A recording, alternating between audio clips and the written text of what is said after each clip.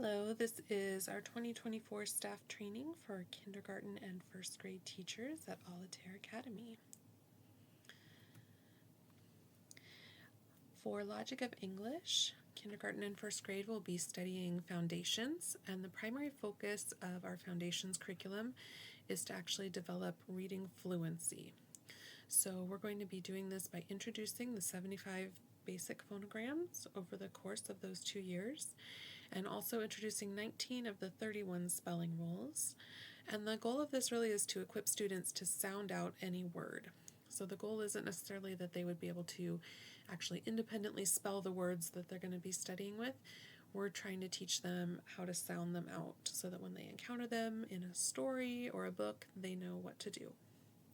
You're going to use spelling analysis to understand how words work for reading while also learning how spelling works. And the way that we address this is through the building blocks of phonemic awareness. So as kindergarten and first grade teachers, you guys are really laying that really solid foundation for our students, starting with just being aware of the sounds that are in a word, learning how to blend them, blending the consonants, segmenting the words, identifying the initial sound, the final sound, the medial sound, working with syllables, and then all the way up to rhyming words. And these building blocks of phonemic awareness really fit into the 5 strands of reading that Logic of English works with. So let's go through those. We teach them in this order, and the first one is phonemic awareness, which is the understanding that words are comprised of individual sounds. We build onto that with systematic phonics, which is an accurate written code which translates sounds into visual images. So we're going to connect the sounds that they're hearing and put them into a written code. And fluency then is the mastery of the skills of phonemic awareness and systematic phonics to the point of automaticity. Once we have those built as that foundation, then we build on top of that with vocabulary development, which is learning the meaning of new words and morphemes, and developing tools to discover the meaning of an unknown word. And finally, reading comprehension skills, which are strategies that a reader may employ to better understand a text. These are really the critical thinking skills for language learning, and like growing a tree, learning to read is a really complex process. So each of these 5 skills are interrelated, and they support the growth of one another. We're going to watch a quick video clip of Denise Ide, who actually wrote the Logic of English curriculum, and hear her explanation of how these 5 strands of reading are similar to growing a tree.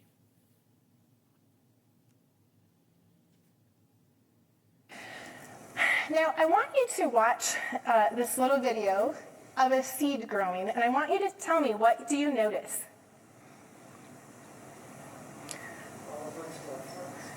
The roots grow first, but then what else is growing? The stem, but do the roots stop? No. And that is something really key for us to understand about reading instruction. We do need to lay some root skills first, but we don't stop just because the stem starts growing. We keep fostering the growth of those roots because they need to keep growing in depth so that the tree can grow up large and strong. So with these 5 strands of reading, every other subject is really dependent on a student being able to read. And so when we teach these strands in this order, and then we continue to develop them, like Denise Ide was just describing, we build that strong foundation. And the quality and size of the foundation determines what we can build upon it. Like a house and a skyscraper, they're not going to have the exact same foundation. So we want students to have a depth of learning in these foundational skills to prepare them for future building. So while you'll teach them all the way through foundations in kindergarten and first grade, we continue teaching the phonograms and the spelling rules all the way through 5th grade because we know that foundation and those roots are still growing. So how will this look at Alitaire? For foundations, we'll have one lesson each day at school. So in your classrooms, you should have approximately 90 minutes allotted, and that'll probably be divided up into like 2 to 3 blocks of time. And I would recommend that you split your lessons into subjects. Sometimes with the foundations curriculum, if you just call it Logic of English, it feels like this never-ending subject to them because it continues going for 90 minutes. So if you can split those lessons into subjects and say, okay, kids, now it's time to do phonics, or now it's time to do reading, and maybe that lesson lasts 20 minutes. That's a much more manageable time for students at that age level. And I feel like they'll, just be able to handle these different subjects better than just feeling like Logic of English never gets over. We will have spelling analysis, and you'll find that in your books. And I just would recommend that you practice that process before teaching it. So the videos for every single lesson are on YouTube or also on Foundations online. And you can also share that link for the YouTube videos with parents, and they can utilize those on home days if they maybe don't feel comfortable with spelling analysis, or if they want to practice it themselves before they do it with their child. They can utilize those, or if a child is sick from school and you want to share that with them to do at home, that's another option. We also have assessments, and those happen every 5 lessons, and that will take place at home. So the teaching parent will conduct that assessment. They'll share the results with you. Your responsibility is to share with the parents in your classroom how you want to receive that information. Do you want them to send you an email? Are you going to create a Google form and send that out and have them respond on that? So somehow you need to develop that communication with them. When you are looking at these assessments, there's a level of mastery that is stated over here on the side column. If it has a 1 next to it, that means that whatever that skill is should be mastered already. The child should be able to do that. And if they can't, then the parent needs to really stop and make sure that they get that skill down. If it has a 2 next to it, that means that the skill has been introduced, but it's not expected that the child has it mastered yet. They're still working toward that. So they should be familiar with it, but maybe they don't fully have it yet, and that's acceptable at that point. So the parent is going to kind of analyze how the assessment goes, and then they're going to take that information and plan how they're going to work toward mastery. So each time there's an assessment, there will also be a day where in the plans it says work toward mastery. For our foundation students, they have this practice ideas section after every single assessment. So if the student struggled with phonograms, they might go back and do these phonogram activities. If the student had no problems with grammar, then they could just skip over this. If reading was hard, they can do some of these reading activities. So these are just ideas to kind of help them plan for that working towards mastery. As you are preparing your lessons, I really encourage you to ask yourself 2 questions. Number 1, how can I make this lesson work in my classroom? And how can I keep my students actively engaged in the lesson? So in terms of making the lesson work in your classroom, you're really thinking, what's the learning goal here? And do I need to use a different approach? Foundations has a ton of games in it. It's developed for students who are 4 to 7 years old, so they really want to make learning fun and enjoyable for the kids. But you might find that some of the games seem like, oh, this is going to be too chaotic for my classroom. So I would just then analyze, like, what are we really trying to learn here? Are we trying to review the phonograms? And then what's a different way that I can do that? If I don't like the idea or the way that this game is presented, how could I do it differently so we're still covering those skills? Or maybe I can adjust the rules, or whatever you can adjust to make it work for you in a way that you're comfortable with.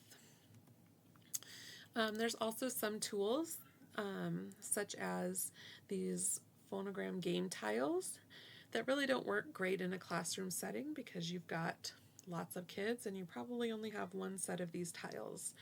But I have found that an easy way to fix that is just to have the kids get out blue and red or green, whatever color the tiles are that you would have been working with. Get out those color of crayons or colored pencils or markers, and they can just write those letters on paper, and that really keeps them engaged in the lesson. You could even, this is a second grade lesson that I did, but even make like a Google slideshow, and you can have, we were analyzing vowels, and I just had the words fly in, and the kids had to write them on their own paper in the correct column with the correct colors, and they actually were really engaged, and we had a lot of fun with this lesson. So these are just some ideas of just thinking outside of the box of how you can make it work for you. One of our teachers in Omaha took all of her tiles and put Velcro on them and Velcroed them into a folder so that they just stayed organized and she could see them all, and she would often use them as a demonstration tool for the students, and then they would do the writing. So that's another idea of what you could do with those tiles. You could use them for a center or just a station for kids to do independently or in small groups. The other question is, how can I keep my students actively engaged in the lesson? I have felt like anytime that you do something kinesthetic, that always bumps up the engagement. If you're asking kids to write the words along with you, then they automatically have to be engaging with their brain, or you can tell really quickly when they're not, because what they're supposed to be doing isn't happening. So writing, or maybe it's they have to do some sort of movement. They have to do a jumping jack if they hear a certain phonogram, or they have to repeat something standing on one leg. Anything that involves movement a lot of times bumps up the engagement. You can use silly voices. We do a lot of repetition of the phonograms. We repeat the spelling rules, trying to memorize them. So if you can talk in a robot voice, or, maybe fish sounds, or different things like that, keep the kids giggling, they're having fun, and they don't even realize that they're learning.